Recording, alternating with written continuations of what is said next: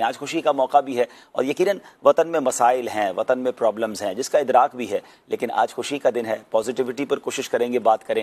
ہم چاہیں گے آپ بھی اپنے تجربات شیئر کریں. دنیا بھر کا ٹریول کرنے کے بعد کچھ لوگوں کو بہت زیادہ احساس ہوتا ہے اپنے وطن کا، اور بعض اوقات تو بڑی وطن کی قدر بھی محسوس ہوتی ہے. تو ماشاءاللہ دو ایسی شخصیات میرے ساتھ ہیں جو جہاں دیدہ شخصیات ہیں، ٹریول بھی کافی کیا ہے انہوں نے، تو انشاءاللہ ان کے تجربات سے بھی فائدہ اٹھائیں گے. اور میں گزارش کروں گا ہمارے ناظرین سے کہ وہ بھی ہمیں کالز کر سکتے ہیں، ہمارے اس سلسلے میں شامل ہو سکتے ہیں. ابتدا کرتے ہیں مفتی قبلہ مفتی قاسم صاحب سے. صاحب آپ کو بھی یوم آزادی بہت بہت مبارک ہو. میں پہلا سوال تو یہ کرنا چاہوں گا کہ آزادی کی اہمیت کے حوالے سے کچھ آپ ارشاد فرمائیں کہ آزادی کی ویلیو کیا ہوتی ہے، آزادی کی اہمیت کیا ہوتی ہے، کچھ شریعت کے تناظر میں بھی، اور ویسے بھی آپ انٹرنیشنل بھی معاملات پر کافی نظر رکھتے ہیں. بسم اللہ الرحمن الرحیم.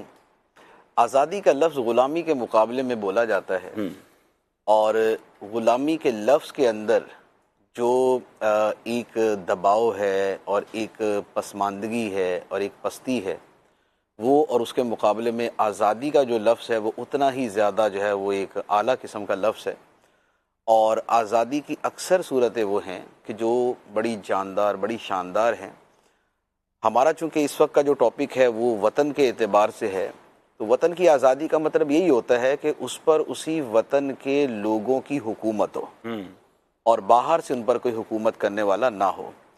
تو اس اعتبار سے دیکھیں تو یوں کہہ لیں کہ جو احساسات کسی اہل وطن کے اپنے وطن کے بارے میں ہوتے ہیں وہ کسی دوسرے وطن والے کے نہیں ہو سکتے. ہر ایک کے اپنے جو ایموشنز ہیں، جو اس کی فیلنگز ہیں، وہ اس کی اپنی بیسکس کے ساتھ جڑی ہوئی ہوتی.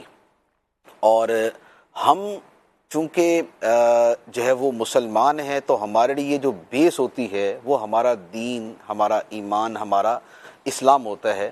تو ہم جہاں بھی رہنا چاہتے ہیں تو ہماری یہ خواہش ہوتی ہے کہ ہمیں وہ ماحول ملے، وہ جگہ ملے کہ جہاں پر ہم اپنے اس سب سے بیسک کے اوپر پورے طریقے سے عمل کر سکیں. تو جیسے آپ نے کہا نا کہ پاکستان کا وجود جو ہے اس کی بنیاد ہی یہ تھی کہ یہاں پر مسلمان اپنے تمام جو بھی مذہبی ذمہ داریاں اور دینی کام ہیں وہ پوری آزادی کے ساتھ ادا کر سکیں. اور اس کے لیے لازمی بات ہے کہ یہ تبھی ہوگا کہ جب ٹاپ ٹو باٹم یہاں پر جو ہے وہ مسلمان ہی جو ہے وہ حکمران ہوں گے اور اسلام ہی یہاں کا دین ہوگا. تو یوں آزادی فی نفسی ہی بھی بہت اعلیٰ چیز ہے. حضرت موسیٰ علیہ الصلاۃ والسلام نے فرعون سے جو آزادی دلائی تھی وہ دو اعتبار سے تھی. ایک تو یہ تھا کہ فرعون جو ہے وہ خدائی کا دعویٰ کرنے والا تھا، بنی اسرائیل کو اس نے اپنے غلام بنا کے رکھا ہوا تھا. تو حضرت موسیٰ علیہ الصلاۃ والسلام نے ان سے آزادی دلائی، اور وہ غلامی یہ نہیں تھی کہ وہ باقاعدہ جیسے غلام اور آقا والا جو خرید و فروخت ہوتی ہے وہ نہیں تھی. جی، وہ یہی تھی کہ حکمرانی فرعون کی تھی، ظلم تھا. اور جو بنی اسرائیل کے لوگ تھے وہ سارے تابع تھے، مسخر تھے، اور ہر یعنی سخت سے سخت اور گھٹیا سے گھٹیا کام کرنے کے پابند تھے کیونکہ ان کو آزادی نہیں تھی. تو حضرت موسیٰ علیہ الصلاۃ والسلام بنیادی طور پر جو تشریف لائے وہ تو کلمہ توحید اور کلمہ حق اور دین حق کے طور پہ تشریف لائے، لیکن اس دین حق کی جو سربلندی ہوئی اور جو حضرت موسیٰ علیہ الصلاۃ والسلام کی اپنی جو دعوتی خدمات جو فروٹفل بنی، اس کی صورت تو یہی بنی کہ آپ نے اپنی قوم کو اس جگہ سے آزادی دلائی. آپ ہجرت کر کے دوسری جگہ چلے گئے، لیکن دوسری جگہ جا کر جو آپ نے وہاں قیام فرمایا تو وہ یہی تھا کہ وہاں پر اب اپنے دین کے سارے احکام پہ عمل کر سکتے ہیں.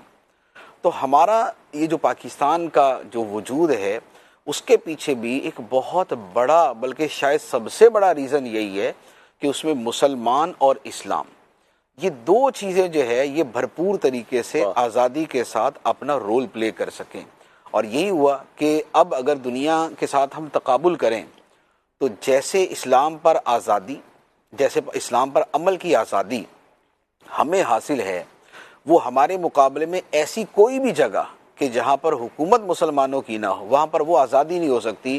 وہاں کہیں نہ کہیں کوئی رکاوٹ آئے گی، کوئی لا آف دا لینڈ وہاں پر آ جائے گا، کوئی وہاں ان کا کوئی اصول قانون آ جائے گا، یا وہاں جو وہاں کے حکمران ہیں ان کی جو سوچ اپروچ ہے وہ وہاں پر آڑے آ جائے گی. لیکن ہمیں اپنے وطن کے اندر کیا ہے کہ بھئی ہمارا وطن چونکہ اسلامی جمہوریہ پاکستان ہے، اسلامی وطن ہے، تو لہذا ہمیں اس طرح کی 20 رکاوٹوں کا سامنا نہیں ہے۔ ماشاءاللہ، ہم مسجدیں بنانے میں، ہم قرآن پڑھنے میں، چھاپنے میں، عمل کرنے میں، دوسروں تک پہنچانے میں، دین کی دعوت دینے میں، ہر شے کے اندر جو ہے وہ ہم آزاد ہیں۔ ایون کہ اگر اس کی راہ میں رکاوٹ ڈالی جاتی ہے تو وہ رکاوٹ ختم ہو جاتی ہے، ایسا ہی ہے۔ اور اس رکاوٹ کے خاتمے کے لیے لوگ کھڑے ہو جاتے ہیں۔ ماشاءاللہ۔ جبکہ اس کے برعکس اگر غلامی والا معاملہ ہو تو ہوتا یہ ہے کہ پابندی پہلے آتی ہے اور اس پابندی کو ختم کرنا زیادہ مشکل ہو جاتا ہے۔ بالکل تو آزادی جو ہے نا وہ اپنے ساتھ یوں کہہ لیں کہ ہزاروں فوائد لیے ہوئے ہوتی ہے، لیکن اس کے لیے ایک جملہ ہے بانی پاکستان کا کہ ایک ہوتی ہے منظم آزادی یا ڈسپلن آزادی، اور دوسری ہوتی ہے بے لگام آزادی۔ ان دونوں میں فرق ہے۔ بے لگام آزادی جو ہے وہ تباہی ہے، اور جو ڈسپلن کے ساتھ آزادی ہے وہ ترقی ہے، وہ فلاح ہے، وہ کامیابی۔ سبحان اللہ۔ صاحب یہ جو کہا جاتا ہے کہ تاریخ کی سب سے بڑی ہجرت جو ہے وہ یہی تھی جو بر صغیر سے لوگ پھر پاکستان آئے تھے، تو یہ درست ہے بات؟ ہاں یہ درست ہے، کیونکہ آبادی کی تعداد کے اعتبار سے اتنی بڑی ہجرت دنیا میں آج تک نہیں ہوئی۔ دنیا میں جو بڑی بڑی ہجرتیں ہوئی ہیں ان کے اندر بھی، جیسے حضرت موسیٰ علیہ السلام بھی بنی اسرائیل کو لے کے نکلے تو ان کی تعداد 6 لاکھ تھی۔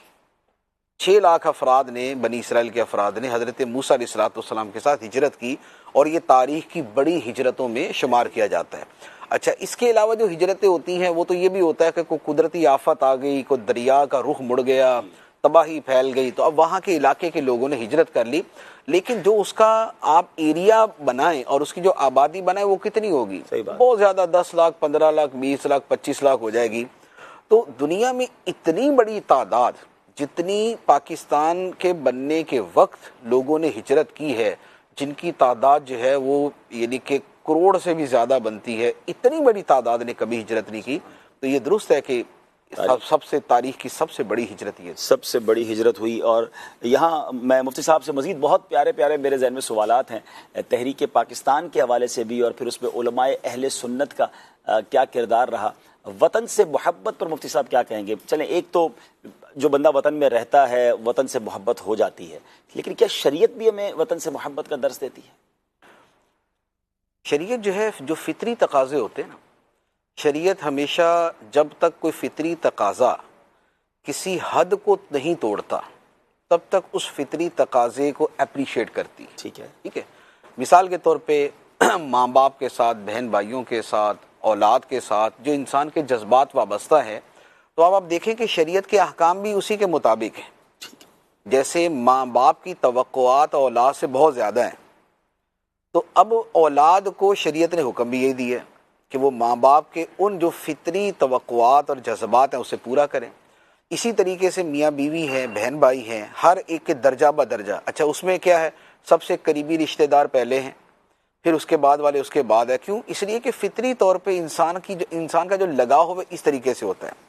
اچھا، اسی طرح انسان کو اپنے مال سے پیار ہوتا ہے، مال سے پیار ہے تو لہذا اس کے اوپر اس کا جو حق ملکیت ہے، حق تصرف ہے، شریعت نے سارے کے سارے احکام اس کے مطابق دیے۔ اسی طرح انسان کا گھر ہے، تو اب گھر کے ساتھ جتنے بھی احکام ہیں کہ دوسرا اس پہ قبضہ نہیں کر سکتا، دوسرا اس میں ناجائز تصرف نہیں کر سکتا، دوسرا اس کو گرا نہیں سکتا، تو یہ سارے کے سارے کیا ہیں کہ انسان کے وجود کے ساتھ جیسا اللہ تعالیٰ نے اسے پیدا کیا ہے اس میں جو تقاضے رکھے ہیں، ان سب تقاضوں کو اپنی اپنی حدود کے اندر شریعت نے قبول کیا اور اس کے مطابق احکام دیے۔ یہی معاملہ وطن کا ہے۔ جب انسان کسی وطن میں پیدا ہوتا ہے تو اب اس وطن کے ساتھ اس نے بچپن سے جو اس کی ایک تعلق، ایک آشنائی ہوتی ہے، وہ وقت کے ساتھ ساتھ جو ہے نا وہ بڑھتی جاتی ہے، اور دنیا میں شاید کوئی اکا دکا آدمی ہوگا کہ جسے اپنے وطن سے پیار نہ ہوگا، ورنہ فطری اعتبار سے ہر انسان کو پیار ہے۔ تو لہذا جب پیار ہے تو اس کا مطلب یہ ہوا کہ شریعت اس کا لحاظ کرتی ہے، اور ہمیشہ سے، اچھا بلکہ ایک شریعت کی اصطلاح ہے، اگر اس پہ غور کرے تو پتہ چلے گا کہ اس وطن سے محبت کا تعلق جو ہے وہ کس طرح مقدس ہستیوں کے ساتھ بھی ہے۔ شریعت کے اندر ہجرت کو ایک بڑی عظمت حاصل ہے کہ بھئی ہجرت کی، ہم کسی کی فضیلت بیان کرتے ہیں تو ہم یہ کہتے ہیں کہ انہوں نے ہجرت کی۔ حضرت ابراہیم علیہ السلام نے ہجرت فرمائی، ٹھیک ہے۔ اچھا، ہجرت کیا ہے؟ گھر بار کو چھوڑنا، وطن کو چھوڑنا۔ ہم کہتے ہیں کہ حضرت عثمان غنی رضی اللہ تعالیٰ عنہ نے 2 مرتبہ ہجرت فرمائی، یہ ان کی فضیلت کے اندر ہم بیان کرتے ہیں۔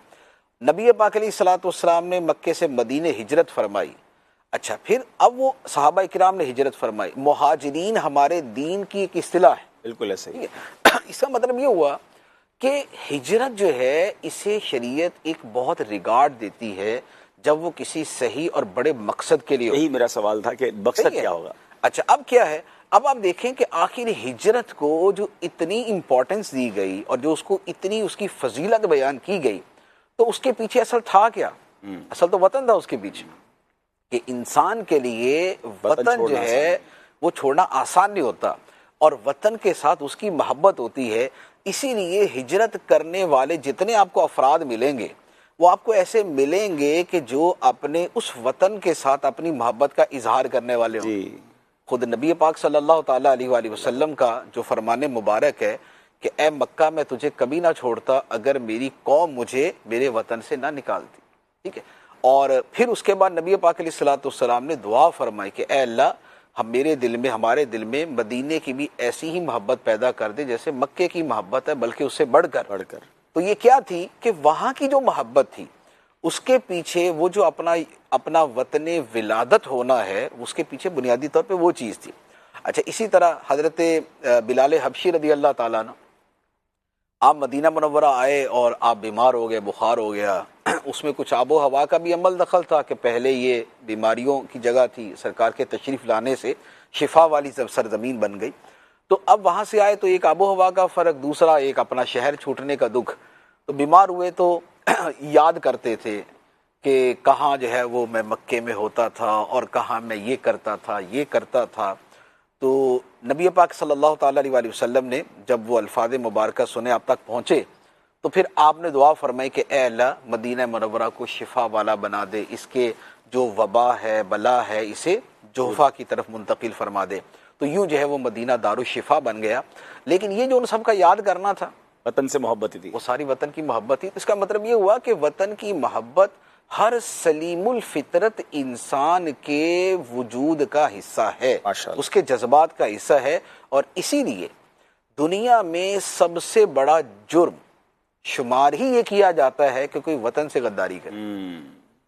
دنیا کا جو سب سے زیادہ حقوق اور یہ وہ بھی سارے نعرے مارنے والا ملک بھی ہوگا نا، وہ اور کسی جرم پہ جتنا مرضی نرم رویہ اختیار کر لے، لیکن وطن کے خلاف کی ایکٹیویٹی کے اوپر جو ہے نا وہ کبھی کمپرومائز نہیں کرتا۔ تو اس کا مطلب یہ ہوا کہ وطن جو ہے وہ ہمیشہ سے جملہ انسانوں کے لیے جو ہے نا یہ ایک اپنائیت کا ذریعہ اور ایک اپنی ایک محبتوں کا مرکز رہا ہے۔